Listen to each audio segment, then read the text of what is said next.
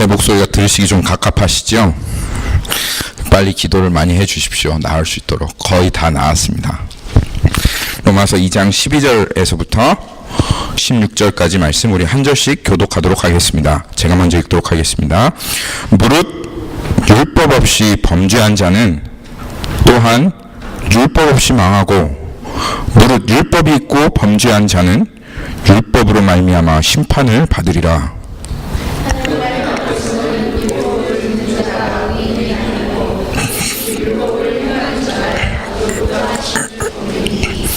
율법이 없는 이방인이 본성으로 율법의 일을 행할 때에는 이 사람은 율법이 없어도 자기가 자기에게 율법이 되나니,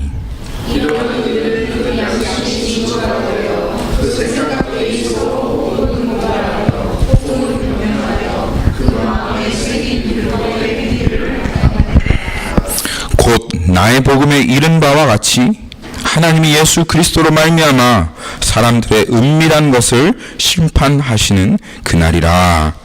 아멘. 자리에 앉으시면 우리 강은희 형제 준비할 동안 제가 잠시 기도하도록 하겠습니다. 주님, 정말 자격 없고 능력 없고 하나님, 이 하나님의 말씀을 담을 그러할 만한 그릇이 되지 않는 자가 주님 앞에 서서 하나님의 말씀을 베풉니다. 주님께서 하시지 아니하시면 우리들에게는 아무런 소망이 없습니다. 하나님, 이 시간 주님과 인격적인 교제를 갖기를 원하고 하나님의 음성 듣기를 간절히 사모하는 그 심령 가운데, 하나님 그들의 영혼 가운데 한 걸음 더 가까이 하나님께 나아갈 수 있는 그 생명의 말씀을 허락하여 주십시오. 주님 말씀은 생명입니다. 하나님, 이 말씀으로 우리가 먹고 마시며 하나님 앞에 능력을 얻고, 하나님 이 말씀을 통하여 우리가 진리를 보고 이 세상을 이기며, 하나님 이 말씀을 통하여 하나님 앞으로 우리가 더욱더 나아가며 하나님 기쁨과 평안이 충만한 삶을 살아가게 됩니다. 주님, 은혜를 베푸소서. 주님이 간절히 필요합니다. 감사드리며 살아계신 예수님의 이름으로 기도합니다. 아멘. 지난주에 우리가 영적인 공감 장애에 대해서 나눴어요. 그래서 하나님의 심판에 대해서는 공감을 못하겠는데 이 영적인 공감 장애에 대해서는 공감하겠다 하시는 분들이 많았습니다. 내가 심판을 피할 수 없는 것은, 그래, 성경이 그렇게 말하기 때문에 머리로는 알겠다. 그런데 그게 정말 마음으로 오지 않는다는 거예요. 사실 심판은 우리가 머리로 받는 것이 아니라 마음으로 받는 것이죠. 우리의 마음 가운데 하나님의 사형 선고가 탁 하고 떨어져야 합니다. 그래서 어떤 사람이 이렇게 말했어요. 세상에서 가장 긴 거리는, 가장 먼 거리는 어디서부터 어디까지가 가장 멀다? 텍사스에서 엘파소까지 가장 먼 게 아니라 세상에서 가장 먼 거리는 머리에서부터 가슴까지의 거리가 가장 먼 거리다. 머리에 그 알고 있는 지식이 나의 마음 가운데 내 마음이 설득되어지기까지가 그게 그렇게 힘들다는 거예요. 사실 이 세상적인 진리도 그렇습니다. 머리의 지식이 마음으로 설득되기가 그렇게 이 세상의 진리도 힘든데 영적인 진리는 더더욱 힘들겠죠. 깨달아지는 것도 어려운데 깨달아졌다고 해서 그것이 우리의 믿음으로 우리의 마음 가운데 내려오느냐? 그렇지 않다 이거예요. 그리고 우리는 어떤 마음을 가지고 있습니까? 만물보다 부패하고 타락한 그 마음을 가지고 있어요. 아무리 머리가 그 진리를 깨닫다 할지라도 우리의 마음은 그 진리를 거부하는 본성 자체로 그 진리를 싫어하는 마음을 가지고 있어요. 그러니 그 진리를 깨달아도 그 진리가 마음 가운데 오지 않으니 이것이 우리 인생의 비극인 거예요. 성경의 말씀을 듣고 깨닫는 족족 그 말씀이 마음 가운데로 내려오면 좋겠는데 그게 되어지지가 않는 거예요. 그렇기 때문에 제가 여러분들 좋은 신자로 만들어 줄 수가 없는 겁니다. 제가 여러분들 과외 선생이라도 해서 한 사람씩 붙잡고 매주 2-3시간씩 가르쳐 줄 수 있어요. 가르쳐 주겠어요, 정말. 그렇게만 해서 여러분들이 정말 좋은 신자가 되겠으면 그렇게 가르쳐 주겠어요. 그리고 실제로 그렇게도 해봤어요. 안 되더라고요, 좋은 신자가. 그렇죠? 네. 그렇더라고요. 안 되더라고요. 그렇기 때문에 우리에게는 주님의 은혜가 절실하게 필요합니다. 물론 여러분들 말씀을 배워야 됩니다. 아유, 목사님 안 되잖아요, 목사님. 그러니까 가르치지도 마세요. 그러면 더 안 돼요. 그러니까 배우긴 배워야 되는데, 근데 여러분 절실하게 여러분 기도하셔야 됩니다. 여러분이 점점 그 지식을 알아가면 알아갈수록 여러분 머리가 그러하면 마음도 그러한가 살펴봐야 한다, 그 말입니다. 여러분 믿음의 자손은 머리가 아닙니다. 믿음의 자손, 우리의 믿음이 나오는 곳, 우리의 믿음이 있는 곳, 이 믿음의 자손은 바로 우리의 마음이에요. 그래서 로마서 하나님께서 10장 10절에 이렇게 말씀하셨어요. 찾지 않으셔도 돼요. 너무나도 유명한 말씀이기 때문에 사람이 마음으로 믿어 의에 이르고, 어디로 믿어? 의에 이른다고? 머리로 믿어서 의에 이른다고요? 입으로 믿어서 그래 의에 이른다고? 아니요. 사람이 마음으로 믿어서 의에 이르고 입으로 시인하여, 그 마음으로 믿은 것을 입으로 시인하여 구원에 이르니라. 그렇게 하나님께서 말씀하신 것입니다. 얼마나 마음이 중요한지 모릅니다. 마음으로 믿어야지 구원을 받습니다. 여러분, 우리들 마음으로 믿어야 합니다. 그런데 이 비참한 우리의 운명이 무엇이냐면, 우리의 마음조차 내가 어떻게 할 수가 없는 거예요. 나 정말 그렇게 믿고 싶은데, 그렇게 하고 싶은데, 나 그렇게 생각하고 싶고 결단하고 싶은데 우리의 마음조차도 하나 움직여지지 않는 거예요. 이거 논리적으로, 이성적으로 성경 말씀 진리인 거 다 알아요. 그런데도 마음이 움직여지지 않아서 결국은 예수님 좌편 강도처럼 십자가에 달렸음에도 불구하고 여전히 예수님 비난하고 예수님 여전히 안 믿고, 결국 그 끔찍한 상황에서도 그냥 주님 믿으면 될 텐데 여전히 마음속에 심판을 받지 못해서, 심령의 사형 선고를 받지 못해서 여전히 예수님 부인하고 지옥에 가는 그런 안타까운 그런 현실이 바로 우리들의 모습이다, 이 말이에요. 그런데 이 말씀을 들을 때 제가 참 감사했던 것이, 우리 형제들 중에 몇 사람이 그냥 자기도 모르게 자기 마음속에서 아이고 하나님 살려주세요 라고 하는 그런 기도가 나왔다고 저한테 그렇게 얘기했어요. 한두 사람이 아니라 몇 분이 하나님 정말 살려주세요, 하나님 저에게 생명 주세요 라고 하는 그런 기도가 그 마음속에서부터 나도 알지 못하게 터져나오는 그런 것을 경험하게 되었다, 그렇게 얘기해 주어서 감사했습니다. 맞아요. 우리에게 이게 정말 필요합니다.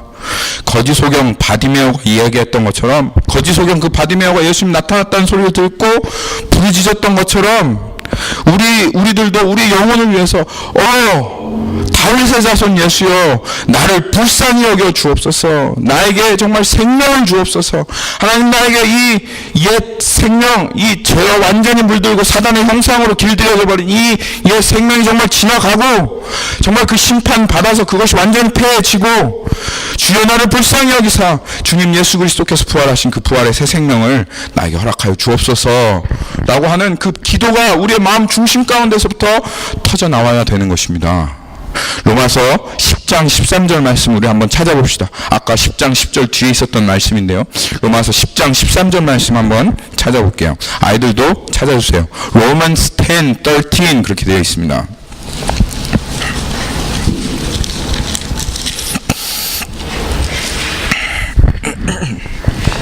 거기에 보면 이렇게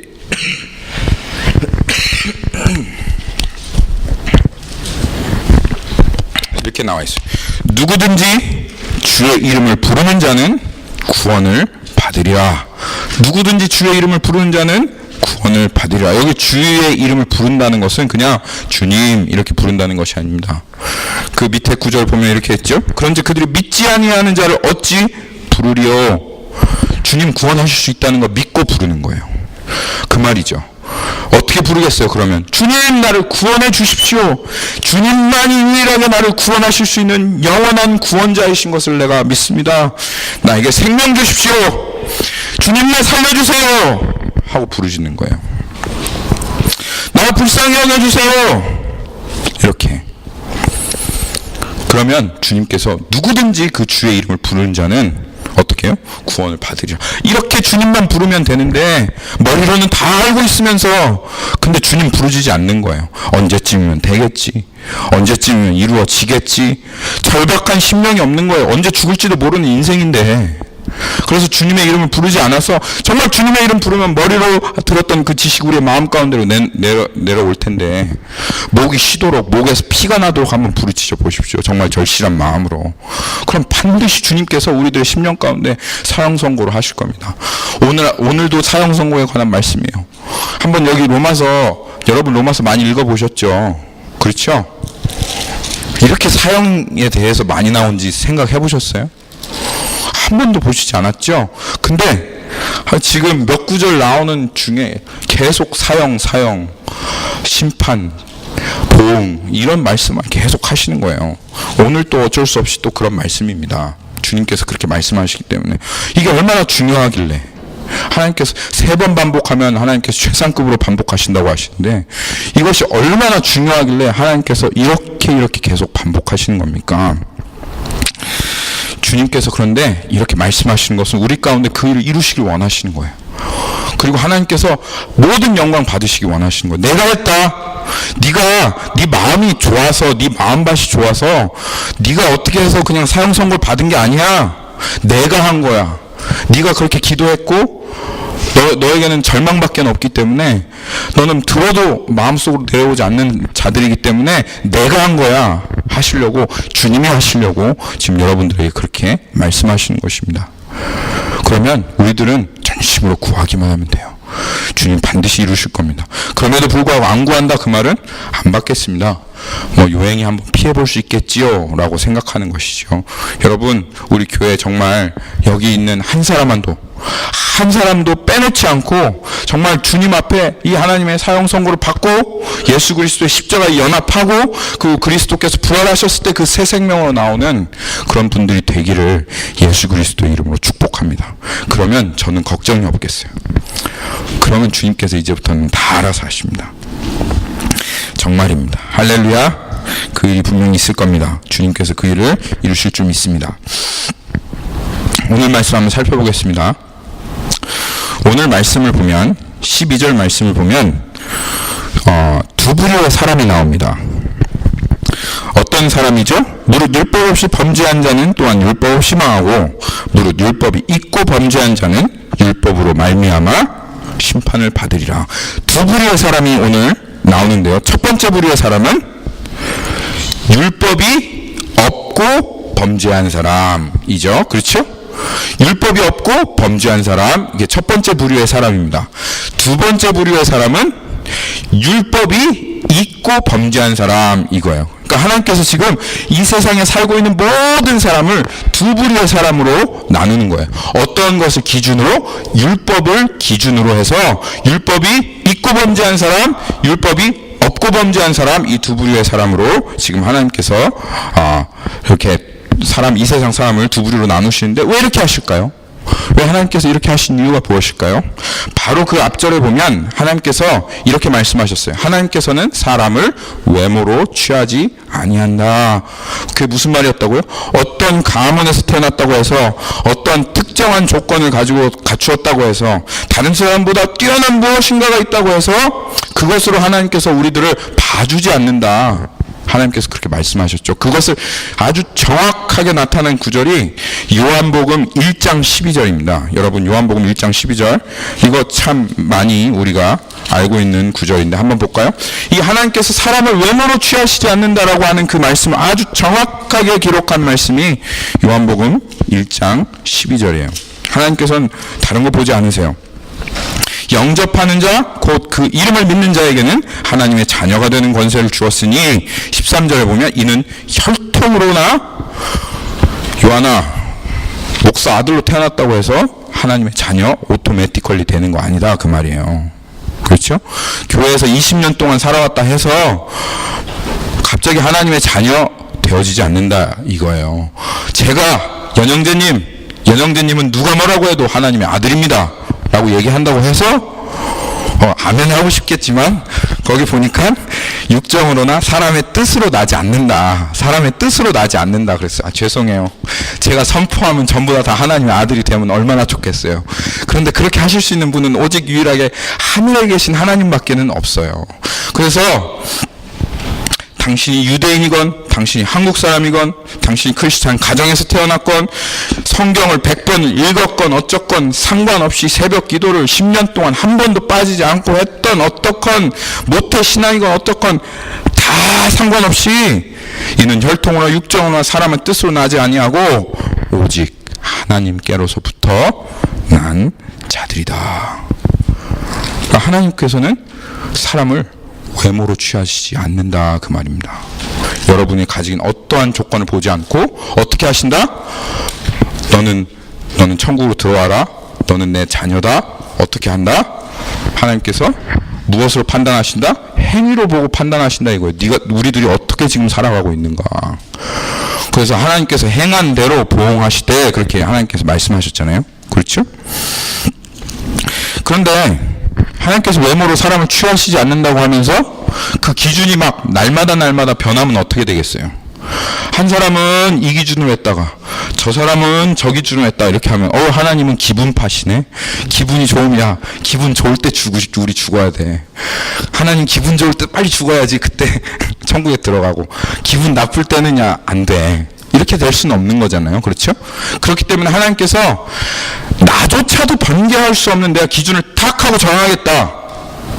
이거는 이 기준 절대로 변하지 않는다라고 말씀하시면서 정하신 기준이 있는데 그 기준이 율법이다 이 말이에요. 율법. 조금 더운 것 같은데 혹시 에어컨 좀 켜주실 수 있으겠어요?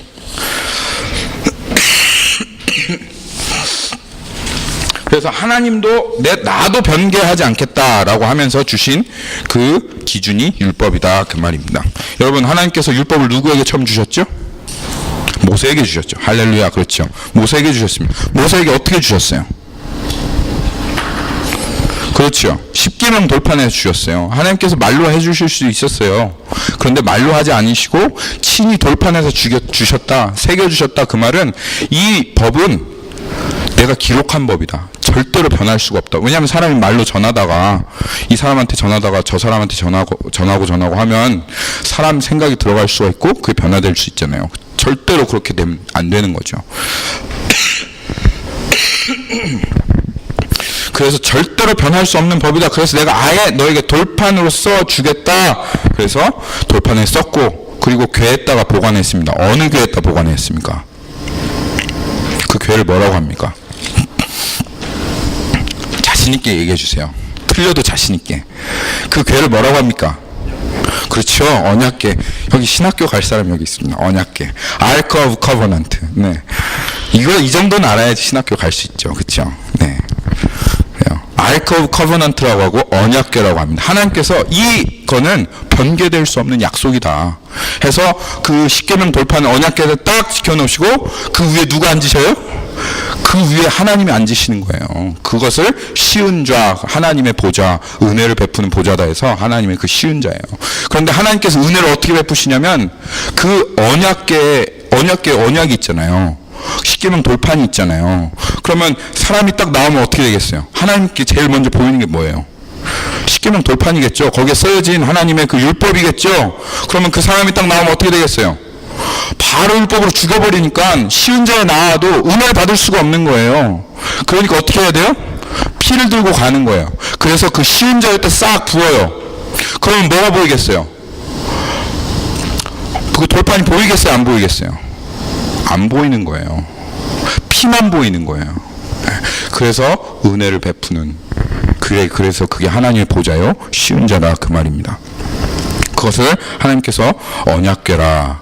이것은 나와 너희들 사이에 대대로 지켜질 언약이다. 그리고 이 언약은 하나님께서 기록하신 법이고 그리고 이것으로 난 통치할 것이다. 그리고 나는 arbitrary한 임의적인 기준을 가지고 너희들을 심판할 것이 아니다. 나는 이 법을 가지고 너희들을 심판할 것이고 이 법을 어겼을 경우엔 난 너희들을 죽이겠다. 이 법을 지켰을 경우에 난 너에게 축복해 주겠다. 이 법을 어겼을 경우엔 난 너를 저주하겠다.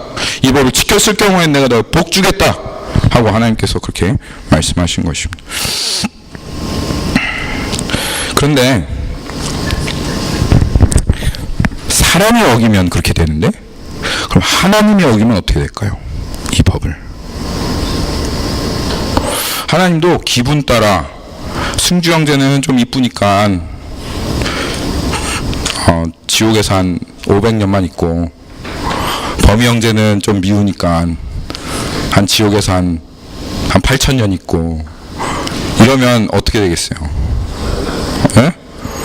그럼 이제 범이 형제가 승주 형제한테 제가 옆에서 봤는데요 저랑 똑같아요 이렇게 얘기하겠죠. 그렇죠? 그렇게 하나님께서 이 공의로운 법을 굽게 하신다. 그럼 어떻게 되겠어요? 아니, 하나님도 그렇게 할 수가 없는 거예요. 더 이상 하나님은 그 순간 하나님이 아니게 된 겁니다. 하나님도 율법을 깨어뜨리실 수가 없어요. 율법을 만드시는 순간 하나님도 율법을 절대로 어기실 수가 없게 되었습니다. 율법을 어기시는 순간, 넘어가시는 순간 하나님 거짓말쟁이가 되는 거예요. 그리고 우리는 그 하나님께 그렇게 얘기할 수 있습니다. 하나님 저 사람 저렇게 하는데 왜 전 저 이렇게 해요? 하나님 거짓말쟁이시네요. 그럼 하나님이 아무 말도 우리에게 할 수가 없어요. 심지어는 사단도 하나님께서 심판하실 수가 없어요. 하나님은 그래서 자기 마음대로 하시는 하나님이 아니라 자기가 말씀하신 그 율법을 딱 정해놓고 그 율법대로 판단하시는 아주 공의하시고 공정하신 하나님이십니다. 그렇기에 이 율법은 하나님도 피해가실 수가 없어요. 그래서 예수님께서 율법의 1.1획도 결코 없어지지 아니하고 다 이루리라 예수님께서 말씀하신 거고, 요한계시록에도 하나님께서 이 책을 펴놓는데 무슨 책이 펴 있다고요? 행위책, 율법책입니다. 우리의 행위를 심판할 그 율법책을 다 펼쳐놓으시고 그것으로 우리들 행위를 심판하신다, 그 말이에요. 그렇기 때문에 여러분, 율법, 왜 하나님께서 율법 이런 걸 주셨나 하고, 왜 이렇게 우리를 속박하고 얽매나 하고 그렇게 생각하지만, 사실 율법을 주신 것은 우리에게 있어서 정말 가장 큰 은혜입니다. 왜냐하면 만약 결국 하나님께서 우리의 삶을 율법으로 심판하신다면 하나님께서 우리의 그 심판의 기준을 알려주신다 라고 하는 것은 정말 큰 은혜죠. 우리에게 정말 큰 은혜죠. 그렇죠? 심판의 기준을 모르고 심판을 받는 사람하고 심판의 기준을 알고 심판을 받는 사람하고는 차원이 다른 얘기죠. 그렇죠? 그리고 우리에게 율법은 지혜를 가져다 줍니다. 이 율법을 탁 들여다보면 뭐 핑계하고 변명할 것이 없어요. 그냥 나구나. 그리고 결과는 사망이구나, 심판이구나 하는 것이 율법이 그대로 드러나요. 그리고 우리가 지금 우리의 삶을, 그 라이프 스타일을 율법을 통해서 그대로 볼 수가 있어요. 내가 우리가 잘 가고 있는가? 내가 정말 지금 잘 가고 있는 거야? 라고 하는 것을 이 율법을 통해서 하나님께서 볼 수 있도록 그렇게 율법을 우리들에게 허락해 주신 것입니다. 그래서 이 율법을 사실은 줄줄줄 다 꿰 필요도 없어요. 율법 몇 개라고요? 한 613개, 모세 5경에 나온 것만 한 613개 됐는데요. 그거 줄줄 외울 필요도 없어. 그냥 10계명만 우리가 알면 돼요. 그러면 우리의 삶이 잘 가고 있는지 그냥 금방 드러나게 되어 있어요. 자, 저를 봐주세요. 저를. 10계명의 1계명이 뭐죠? 저희 눈을 보시고. 그러니까 율법을 모르니까 큰일 났어요. 10계명 중에 1계명도 모르니까 지금 내가 잘 가고 있는지 못 가고 있는지 이거 큰일 났죠. 그렇죠? 10계명 중에 1계명? 나 외에는 다른 신을 너에게 있게 하지 말라. 그것이 10계명의 1계명이죠. 근데 이 10계명의 1계명만 우리가 무슨 뜻인지 무슨 말씀을 하시는 건지만 탁 받아들여도 10계명 그 1계명 앞에도 우리는 턱 하고 무릎 꿇고 주저앉을 수밖에 없어요. 나 외에 다른 신을 너에게 있게 하지 말라. 그 신이란 뜻이 무슨 뜻입니까? 거기에 신이라고 하는 뜻은 내 마음으로 사랑하고 내 마음으로 의지하고 내 마음으로 복종하는 대상, 그게 신이라는 뜻입니다. 알라신, 나는 알라신 안 섬겨, 난 부처 안 섬겨요, 이런 게 아니라 하나님 말씀하신 신은 네가 의지하는 게 뭐냐, 네가 정말 사랑하는 게 뭐냐, 네가 정말 복종하는 대상이 뭐냐. 나 외에는 다른 사랑하는 대상 두지 말아라. 나 외에 다른 의지하는 대상 두지 말아라. 복종하는 대상 두지 말아라 라고 말하는 게 하나님께서 나 외에 다른 신을 두지 말아라 하시는 그 1계명의 진정한 참 의미이죠. 그렇죠? 그럼 여러분, 이 10계명을 우리가 정말 그 의미를 알았다면 우리에게 스스로 한번 질문해 볼 수 있겠어요. 여러분 지금 마음 가운데 우리들 한번 질문해 봅시다. 여러분, 주님 사랑합니까? 주님을 사랑하시는 분만 우리 아멘 하십시다. 주님 사랑하십니까? 그러면 사랑하시는 분은 한번 주님을 얼만큼 사랑하는지 표현을 한번 해보십시오. 이렇게 하시면 정말 조금 사랑하시는 거죠. 얼만큼 사랑하십니까? 주님을 사랑하시면 이만큼 사랑하십니까? 아니면 이만큼 사랑하십니까? 주님보다 더 사랑하시는 거 있습니까?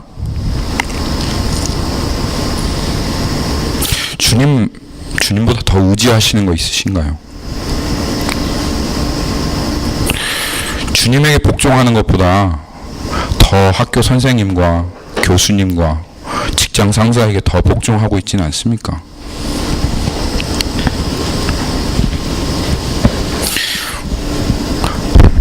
그냥 1계명, 첫 계명입니다. 첫 계명. 여러분 정말 우리 마음 다시 한번 점검해 봐야 합니다. 율법을 통해서. 이 율법을 통해서 내 자신의 마음을 살펴보고 이런 질문을 그냥 쉽게 난 우상, 너 뭐 하나님 우상 섬기지 않아? 다른 신 없지. 난 하나님밖에 없지.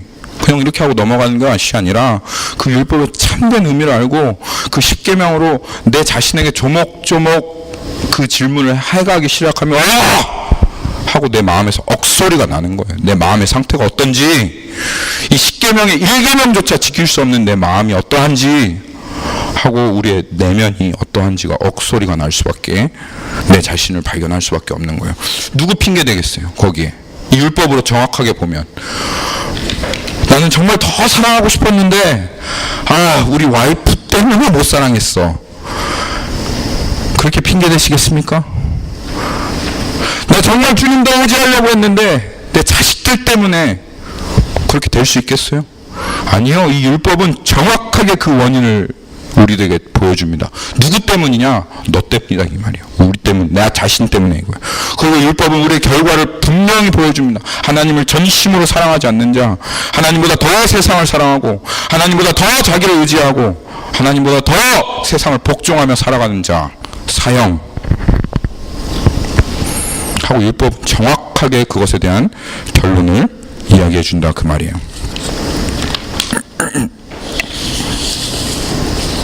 그래서 난 정말 우상 숭배자이구나. 나는 진짜 내가 지금 보니까 하나님 말고 내 삶 가운데 섬기고 있는 신이 더 많구나. 하나님 외에 내 사랑하는 것들이 하나님보다 더 많고 의지하는 것들이 하나님보다 더 많고 난 진짜 하나님 멸시하고 있구나. 나는 하나님을 모욕하고 있구나. 그리고 하나님 그 율법 앞에 딱지가 딱 붙었는데 이렇게 살면 나 심판인데, 나 여기에서 돌이키지 못하면 나 망하는 건데 하고 마음을 고치고 돌이켜 보려고 해도 하나님 사랑해야지. 맞아. 하나님께서 우리에게 주신 가장 첫째 계명이 있지. 마음을 다하고 뜻을 다하고 성품을 다하고 내 힘을 다하여 하나님을 사랑하라 하는 그 계명이 있지. 그래 어떻게 이 하나님과 다른 대상을 비할 수가 있으랴. 어떻게 이 하나님의 이 크신 하나님의 사랑을 받고도 어떻게 여전히 이 하나님과 컴피링하면서 이 대상을 사랑할 수 있으랴 하고 마음을 되돌리려고 하는데 여전히 죄가 너무 좋은 거예요. 세상이 너무 좋은 거예요. 율법을 통해서 나 자신을 봐도 마음을 바꿀 수가 없는 거예요. 그렇기 때문에 이 율법을 탁 하고 들이대면 우리는 그때부터 기쁘고 즐겁고 재밌게 아무런 부담 없이 되는 대로 그냥 신앙생활 할 수 없어요. 이 율법을 우리들에게 딱 하고 갖다 대면 그때부터 우리는 고민할 수밖에 없어요. 내 겉모양과 다른 내 마음 때문에. 율법은 꼭 지켜져야 되는데 그래 흉내는 내볼 수 있겠어? 예배 나오는 것까지 흉내 내볼 수 있겠어? 새벽 기도 나오는 것까지 흉내 낼 수는 있겠어? 근데 오늘 말씀이 이렇게 얘기하잖아요. 로마서 2장 13절 말씀이 이렇게 얘기하잖아요. 로마서 2장 13절 말씀 한번 보겠습니다.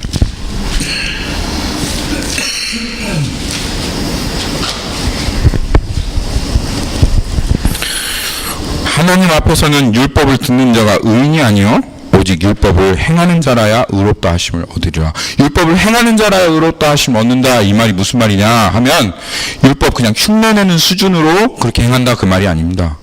이 마음과 하나가 되어서 그 율법을 하나님 말씀하신 대로 쫓는다, 그렇게 행한다, 그것이 율법을 행하는 자라야 의롭다 하심을 받는다 하는 그런 뜻이다, 그 말이에요. 율법을 꼭 지켜야 되는 거는 여러분 인정하시죠? 인정할 수밖에 없어. 이거 하나님의 심판의 기준이기 때문에 우리 율법을 반드시 지켜야 됩니다. 우리 삶 가운데 우리가 지키든지 아니면 지켜지든지 어쨌든 해야 돼요. 그리고 안 지키면 사실 인간도 아니에요. 사실 십계명 계명을 한번 보세요. 십계명을 살인하지 말라, 간음하지 말라, 도적질하지 말라, 내 이웃에게 거짓 증거하지 말라, 탐내지 말라, 이런 법이에요. 이거 안 지키면 사람도 아니죠. 내 부모를 공경하라. 여러분 부모 공경하십니까? 저희 부모가 없는데요. 왜 있으시지? 공경하셨습니까? 정말 여러분 부모 무시하지 않고, 여러분 부모 존중하고, 부모님께 정말 관심 갖고, 여러분 부모님과 대화도 나누고, 그렇게 부모님 사랑하면서 부모님 정말 그렇게 공경하고 있습니까?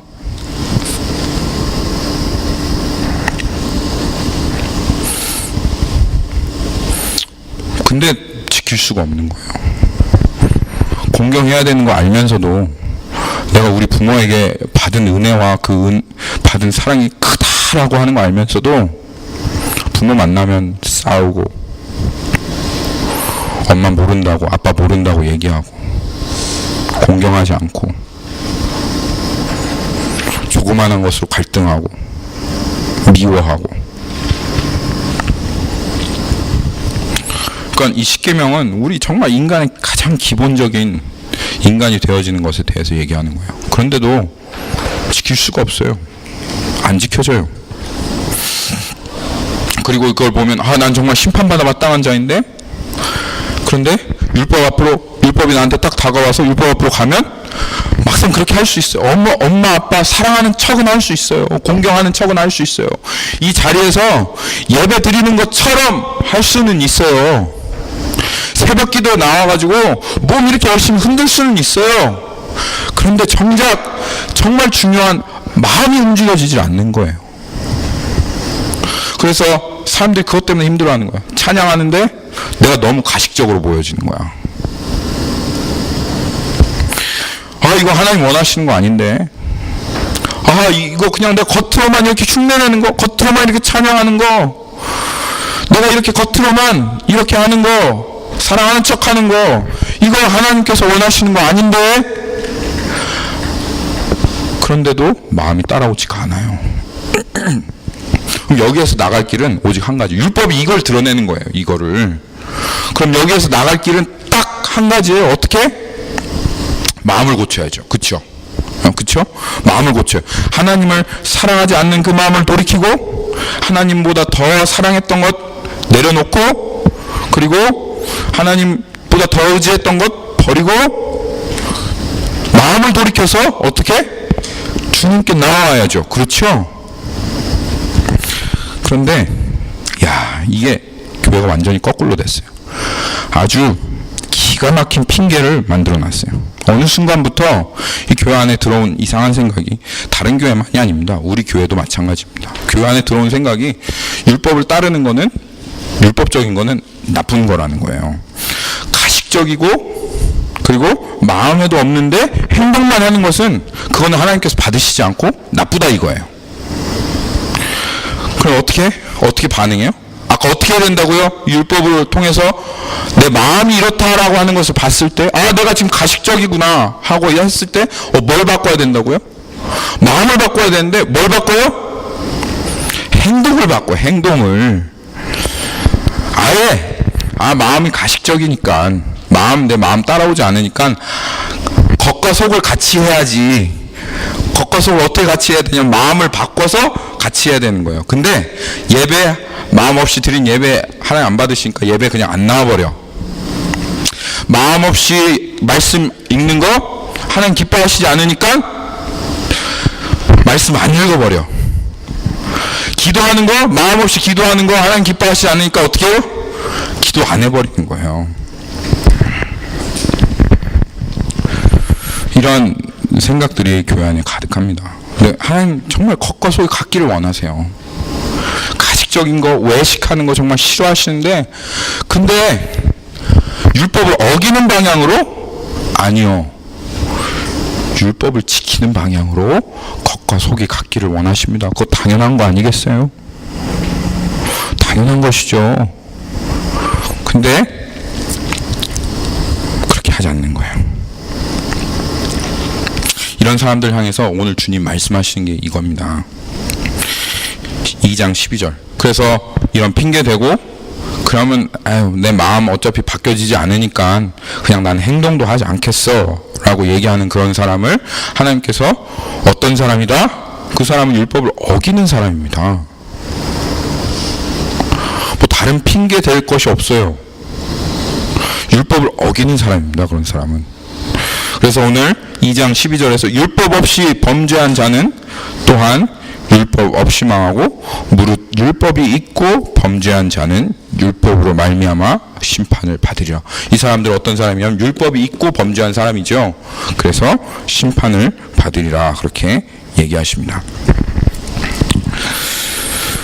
다시 한번 말씀드릴게요. 강조해서 율법은 우리의 행위보다는 우리의 속이 어떤지, 우리의 마음이 어떠한지를 하나님께서 보라고 허락하신 것이 율법이에요. 그래서 여러분들이 율법을 정말 율법답게 그냥 율법적으로가 아니라 나의 마음을 다해서 그 율법을 따라가려고 하면 그러면 주어지는 축복이 있어요.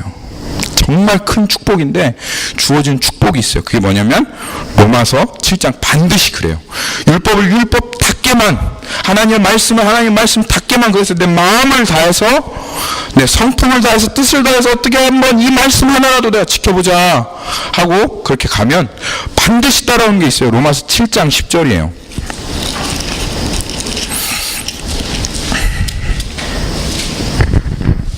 로마서 7장 10절에 자, 다 찾으셨죠? 중요한 말씀입니다. 생명에 이르게 할 그 계명이, 이거 뭘 얘기하는 거죠? 율법을 얘기하는 겁니다. 하나님 주신 그 율법이 생명에 이르게 할 그 계명이 내게 도리어 사망에 이르는 것이 되었도, 사망에 이르게 하는 것이 되었도다. 오! 생명에 이르게 하는 그 계명을 내가 마음을 다해서 뜻을 다하여 성품을 다하여 딱 지키니까 그 생명에 이르는 계명이 나에게 어떻게 돼요? 사형 선고를 하는 거예요. 사망이 되는 거예요. 그리고 11절 말씀을 보죠. 11절. 죄가 기회를 타서 계명으로 말미암아 나를 속이고 그것으로 나를 죽였느니라. 와우. 여러분, 이 율법을 정말 율법대로만 따라가면 그러면 뭐가 해결되냐면 지난번에 우리 여러분 말씀하신 대로 영적인 공감장애가 해결돼 버려요. 왜냐하면 이 율법이 여러분의 심령에 죽음을 선포해 버립니다. 이것이 나를 죽여버려요. 이 율법이 사망을 선고해 버려요.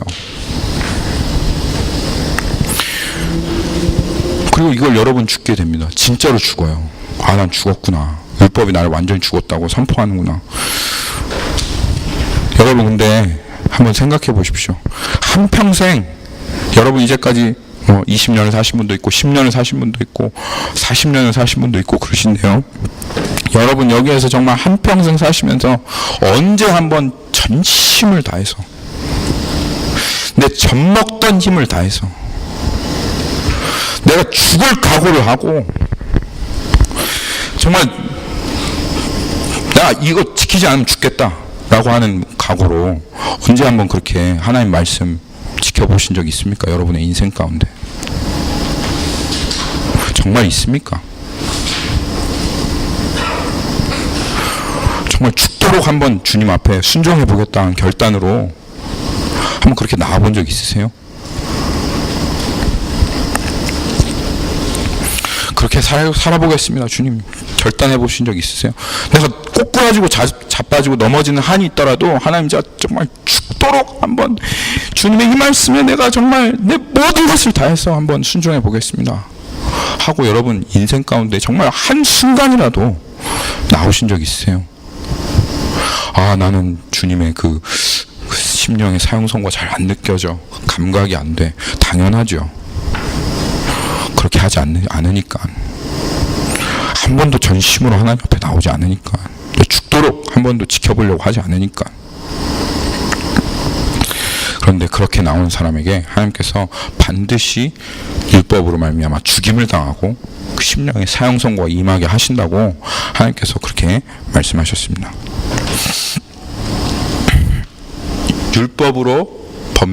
율법이 있고 범죄한 자는 율법으로 말미암아 심판을 받으리라. 하나님께서 그렇게 말씀하셨습니다. 그게 한 부류의 사람이고요. 이제 두 번째 부류의 사람이 있습니다. 다른 부류의 사람. 어떤 부류의 사람이냐? 왜 하나님께서 이 부류의 사람들에 대해서 얘기하는 이유가 있어요.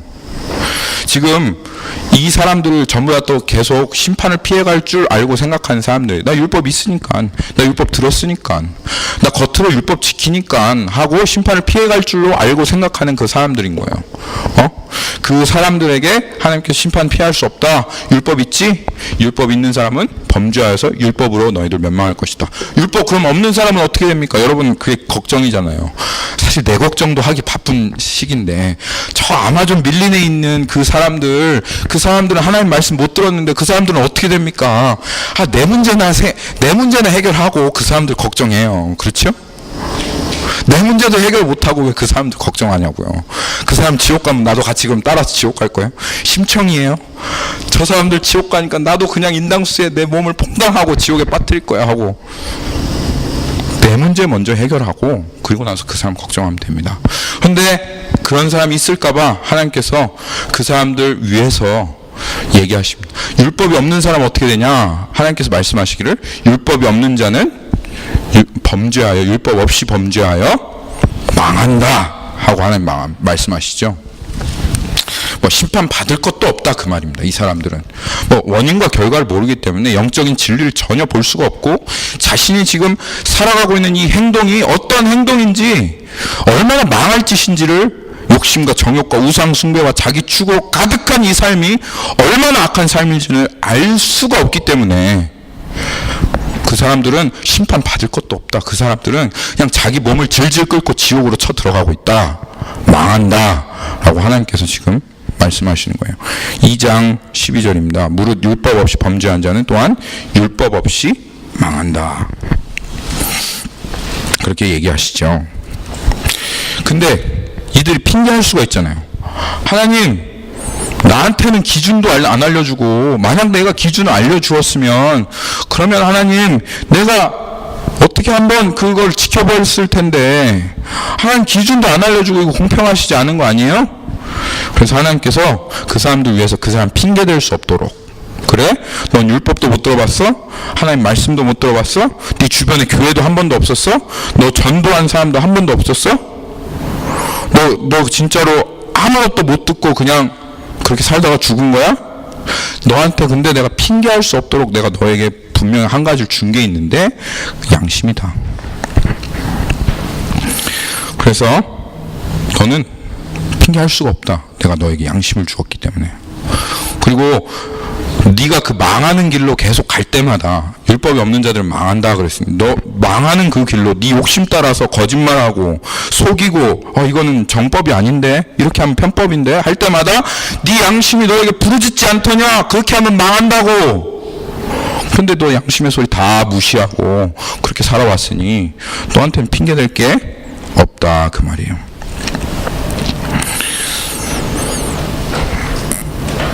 양심이 뭘까요? 로마서 2장 14절 15절 한번 보겠습니다. 양심은 하나님께서 이렇게 말씀하십니다. 양심은 하나님께서 우리 본성에 새긴 율법의 행위다. 자, 저를 보고 한번 따라해 봅시다. 양심은 사람의 본성에 새긴 율법의 행위다. 하나님께서 우리 안에 이 율법의 행위를 우리의 본성 가운데 새겨놨다 이 말이에요. 그래서 14절 말씀 그렇게 하죠. 율법이 없는 이방인이 본성으로 율법의 일을 행할 때에는 이 사람이 율법이 없어도 자기가 자기에게 율법이 되나니 이런 이들은 그 양심이 증거가 되어 그 생각들이 서로 혹은 고발하며 혹은 변명하며 그 마음에 새긴 율법의 행위를 나타내느니라. 그러니까 본성적으로 하나님께서 양심이라는 기관을 우리의 마음 가운데 두셔서 율법의 행위를 거기다 새겨 놓으시고 그리고 그것이 우리 가운데 가르쳐 준다 이 말이에요. 본능적으로 야 너의 행위에 결과적으로 네가 책임져야 돼. 그리고 하나님께서 절대적인 기준을 가지고 계셔. 그리고 그 절대자는 선하시고 공평하시고 너 기준에 맞지 않는 그 일을 행할 때 잘못됐어 하고 그 양심이 우리들의 마음 가운데 막 얘기한다는 거예요. 양심의 찔림을 받았다 하는 말 있죠. 양심의 찔림을 받았다. 그 말이에요. 양심 소리 지르는 거다. 그 말이에요. 안 돼! 절대로 그렇게 하면 안 돼! 하고 양심이 여러분들에게 소리 지른다 이 말이에요. 여러분 이거 조금 어려운 내용이 될 수 있겠는데요. 그래 한번 잘 들어보세요. 선과 악 그리고 도덕, 윤리 이런 것들을 이 세상은 문화적인 산물이다라고 가르칩니다. 왜냐하면 이 세상을 통제하고 다스리고 있는 것은 진화론이잖아요. 진화론. 근데 이 진화론에서 어디 선한 게 있을 수 있겠어요. 그냥 물질이 결합돼 가지고 그래가지고 이 생명체가 됐고 그리고 다 같이 진화됐고 이 진화론에서 선한 건 뭐예요? Survival of fittest죠. 그렇죠? 강한 것이 약한 것을 잡아먹고 그리고 그 강한 것이 계속 번식해서 더욱 우성한 존재를 만드는 것이 이게 진화론의 가장 근간이고 이렇게 해서 우리가 발달해갖고 이게 선한 거야 라고 진화론은 가르칩니다. 도덕이나 윤리나 이런 것들이 절대적인 기준이 없어요. 나도 진화된 존재고 나도 진화된 존재고 우리 정원자매도 진화된 존재인데 아니 내가 얼마나 정원자매보다 더 많이 진화됐길래 저는 슈퍼맨으로 진화됐어요. 한 단계 더 위에요? 어떻게 내 기준이 맞다 얘기할 수 있냐 이 말이에요. 이 사회도 진화됐고 저 사회도 진화됐는데 어떻게 이 사회가 저 사회보다 더 많이 진화됐고 우리는 더 하이어한 스탠다드가 있고 그것이 더 어드밴스드한 거라고 말해서 이 기준이 절대적이다라고 말할 수 있냐 이 말이에요. 다 동시대를 살아가는 사람들끼리. 그러니까 선과 악의 지금 이 시대는 결국은 그 모든 이 세계관의 근간이 되어지는 이 진화론의 세계관이 근간이 되어진 이 시대는 absolute한 right or wrong이 있을 수가 있다 없다? 없죠. 그렇죠? 모든 good and evil은 어떻게 해요? relative한 거죠. 상대적인 거죠. 상대적인 거예요. 상대적인 거. 만약에 근데 누가 탁 나와가지고 이거는 절대적으로 악해. 아니면 이거는 절대적으로 선해. 라고 누가 그걸 탁 얘기하는 순간 그러면 어떻게 되겠어요? 그 사람은. 그는. 그것은 이 세계가 뭐라고 해요? 짓고 있는 근간 베이스를 하고 있는 이 베이스를 완전히 다 무너뜨리는 거예요. 그리고 절대적인 악이 있는 순간, 절대적인 선이 있는 순간 그것은 그 절대적인 악의 기준을 제시할 수 있는 분이 있다 그 말이에요. 절대적인 선이 있는 그분이 있다라고 하는 것을 제시하는 거다 이 말이에요. 그러니까 절대적인 악과 선이 있다라고 말하는 그 순간 절대자가 있다라고 말할 수밖에 없는 거다 그 말이에요. 이것을 제가 지어낸 게 아닙니다. 제가 머리가 이렇게 영리한 사람이 아니에요. 이것을 하나님의 절대적인 도덕성을 가지고 하나님의 존재를 증명하는 아폴로제릭 중에 하나입니다. 근데 이 세상에 절대 악이 있습니까? 절대 악이 되려면, 절대 선이 되려면 시간과 공간과 사람과 사회를 초월해서 어떤 시대에 갖다 놔도, 어떤 사회에 갖다 놔도, 어떤 사람에게 갖다 놓아도, 어떤 사회에 갖다 놓아도 이거는 그걸 다 초월해서 이거는 선이라고 말할 수 있지 않다, 악하다라고 말할 수 있는 게 있어요?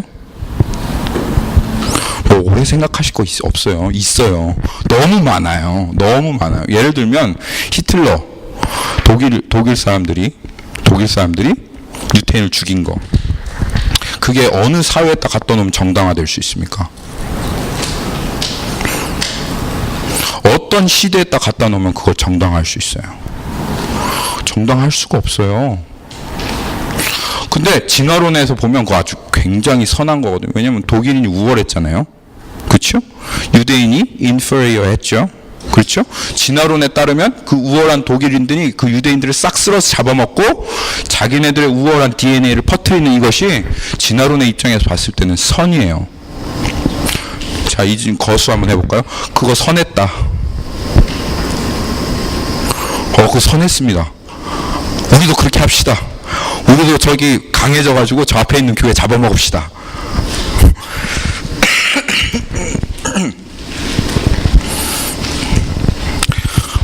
아이들이 있지만 여성을 강간하는 것, 어느 상황에 가면 그것이 선할 수 있습니까? 어떠한 경우가 되면 그게 선할 수 있어요? 여러분들 양심이 부르짖죠? 절대적으로 악하다고. 어떤 상황과 환경과 사람이 주어진다 할지라도, 어떤 조건이 있다 할지라도 그런 짓을 하는 것은 절대적으로 악하다는 것을 여러분의 양심이 부르짖는다 그 말이에요. 그럼 지금 뭐 어떤 도덕적으로 절대적인 기준이 있다라고 하는 거잖아요. 그럼 그 도덕적인 그 절대적인 기준을 여러분의 마음에 도장으로 꽝꽝꽝 하고 여러분이 부인할 수 없을 정도, 유대인을 악살한 그 나치는 아주 악해, 절대적으로 악해, 어떻게 상황과 환경과 조건을 타협할 수 없어 라고 한 그 기준을 제시한 그분이 누구시냐 이 말이에요. 그분이 없는데 어떻게 여러분의 마음 가운데 그렇게 전부 다 절대적인 도덕의 개념과 선과 악의 개념이 여러분의 심령 가운데 있냐 이 말이에요. 그것이 양심인데 하나님이 살아계시지 않고서야 그렇게 될 수 있냐 이 말이냐 그 말이에요. 그것을 절대적인 기준을 이미 우리들의 심령 가운데 찍어 놓으신 하나님이 살아계시기 때문에 우리는 본능적으로 알아요. 뭐 어떤 사람이 뭐 교묘하고 간교한 말로 우리를 속인다 할지라도 우리는 그것이 절대적으로 악하고 어떤 것은 절대적으로 선하다라고 하는 것을, 우리는 그 절대적인 기준을 제시하신 하나님이 반드시 계셔야 된다는 사실을 우리는 알 수밖에 없습니다. 그것이 양심이다 그 말이에요. 그렇기 때문에 더욱 핑계 댈 수가 없어요. 이 양심이 우리들 마음 가운데 있기 때문에. 진화론으로 이건 절대로 설명할 수가 없어요. 진화론으로 이건 절대 설명할 수가 없습니다. 하나님으로부터 이 절대적인 기준을 여러분들이 한 사람 한 사람 다 받으셨습니다. 그것을 하나님께서 양심이라고 하십니다. 그렇기 때문에 핑계할 수 없다라고 하나님 말씀하시는 거예요. 사회가 체면을 중시하고 윤리와 도덕 기준을 중시하는 사회일수록 양심은 더 활발하게 활동합니다. 여러분들이 교회에 오래 계시면 계실수록 여러분의 양심은 더 활발하게 활동한다 그 말이에요. 모태신앙이면 모태신앙일수록, 교회의 법을 잘 알고 살아가는 사람이면 사람일수록 그 양심은 더욱더 부르짖습니다. 그렇게 하면 안 돼! 양심이 여러분들에게 얘기하면 양심이 찔린다 그 말은 무슨 말이에요? 양심이 찔린다 그 말은 하나님께서 여러분에게 양심을 통해서 너 심판받을 거야, 너 계속 그렇게 하면 너 망할 거야, 너 죽을 거야, 나는 널 그렇게 해서는 절대로 용서할 수 없어. 양심이 찔린단 말은 하나님이 그렇게 우리들에게 얘기하신다 그 말이에요. 그냥 양심 찔리고 넘어간다는 말이 아니라 그게 양심이 찔린다는 말입니다. 그리고 이 양심의 소리는 여러분 우리를 너무너무 괴롭게 합니다. 이 양심이 찔리고서는 그냥 살아나갈 수 있는 사람이 없어요. 사람의 그 괴로움 중에 사람을 정말 괴롭게 하는 모든 것이 다 갖춰져 있어서 내가 그때 왜 그 사람을 죽였지? 아, 그때 왜 내가 그 사람을 그렇게 폭행했지? 하는 이 양심의 소리가 계속 여러분의 마음 가운데 계속 메아리치면서 여러분의 마음을 괴롭히면 그거 무거워가지고요. 살아갈 수 있는 사람이 없어요.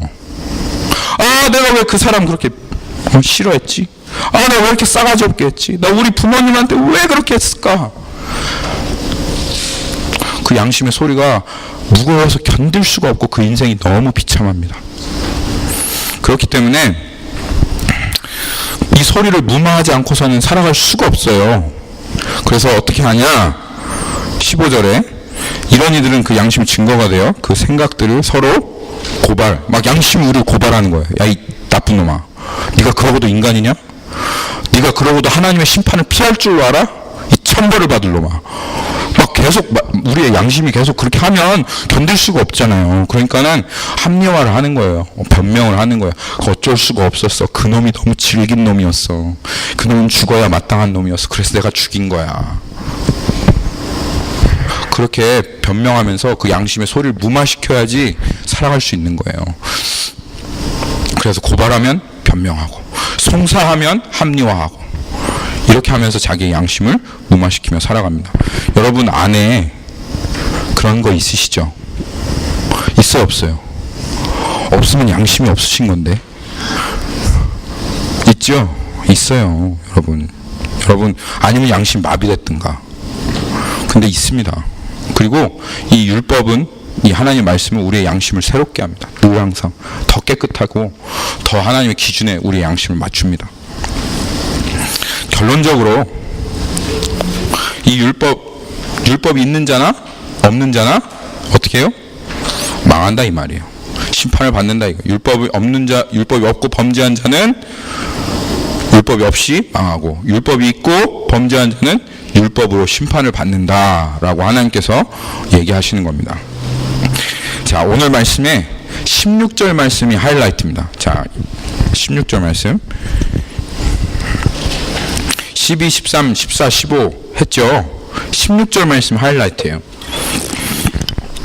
근데 하나님께서 갑자기 이렇게 얘기하세요. 곧 나의 복음에 이른 바와 같이 하나님이 예수 그리스도로 말미암아 사람들의 은밀한 것을 심판하신 그날에, 갑자기 하나님께서 왜 율법과 양심에 대해서 얘기하시고, 너희들 율법과 양심 있다고 해서 피할 수가 없다라고 얘기하시며 갑자기 은밀한 것을 얘기하시냐 이 말이에요. 이게 이유가 뭐냐면, 율법이, 유대인들 같은 경우는 율법이 사회의 법이었잖아요. 그렇죠? 율법을 지키고 안 지키고의 옵션이 그들에게 있었습니까? 없었어요. 율법 안 지키면 어떻게 됐어요? 간음하면 사람들이 끌고 와가지고 큰 돌을 가져가 그냥 던져버리니까, 죽여버리니까. 율법을 안 지키고 지키고의 선택이 없는 거예요. 또 이 양심에 따라 법을 만들게 되면, 그러면 그 양심을 안 지키고 지키고 할 수가 없어요. 선택이 없어요. 무조건 지켜야 돼. 왜? 안 지키면 돌 맞으니까. 안 지키면 윤리, 도덕 이런 거 안 지키면 어떻게 돼요? 사람들이 멀리하니까 나한테 불이익되고 나 외롭고, 전 인간도 아니야 라고 하는 그런 소리를 들으니까. 그러니까 내 체면이 떨어지고 사람들의 시선이 두려우니까 이 율법을 안 지킬 수가 없는 거예요. 특별히 모태신앙이죠. 교회에서 늘 항상 자라왔고, 요한이 찬송의 경배 사랑이 늘 항상 엄마가 성경 말씀 가르치고, 조금 싸우면 아빠가 불러서 엉덩이 두드려 맞고 이러니까 싸울 수가 있어요. 율법을 안 지키고 싶어도 지킬 수밖에 없는 거야. 그렇죠? 근데 왜 지켜요? 그 동기가 뭐예요?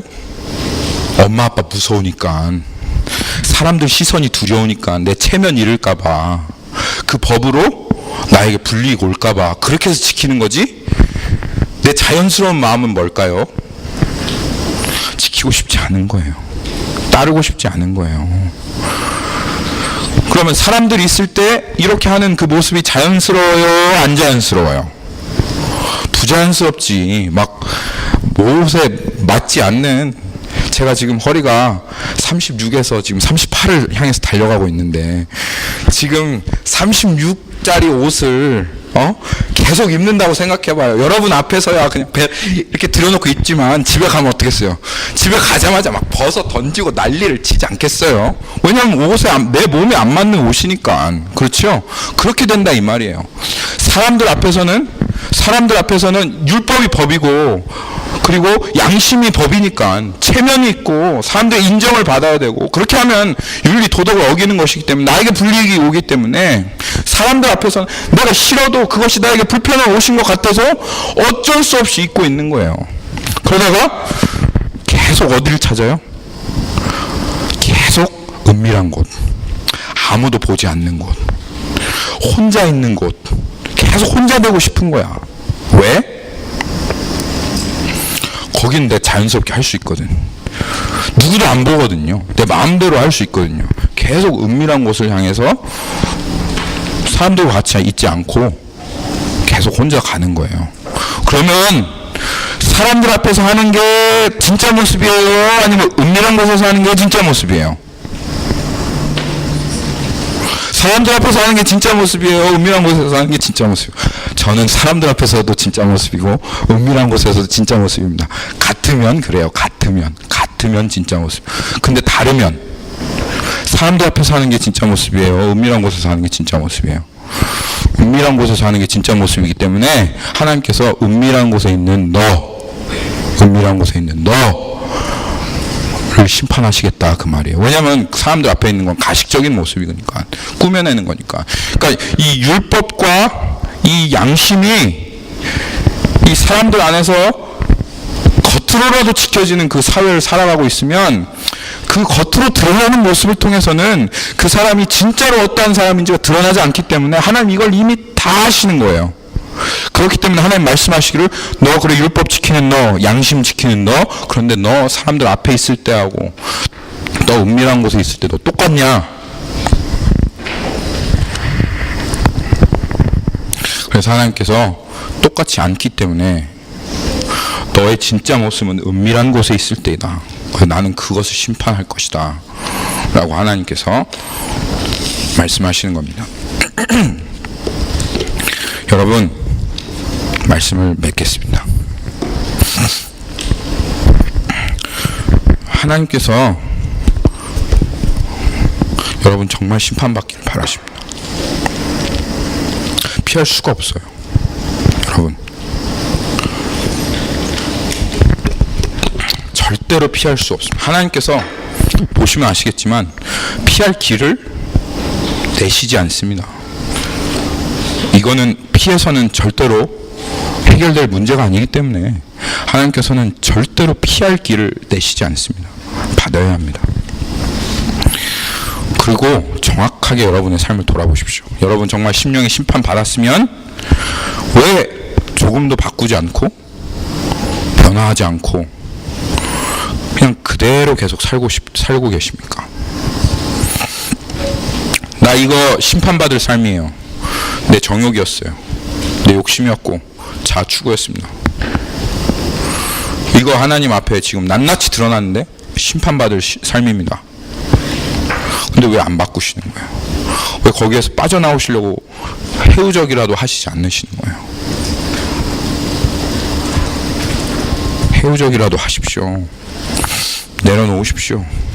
심판받을 라이프 스타일 계속 유지해 가면서 이 라이프 스타일 유지해도 예수님 믿으면 그래도 구원 받을 거야. 예수님 있기 때문에 나 자정욕 추구 내 욕심대로 사는 삶 계속 유지하며 살아갈 거야. 그런 생각 버리시고 이거 심판받을 삶이었으면 아이고 하고 깜짝 놀라서 그 삶 내려놓으십시오.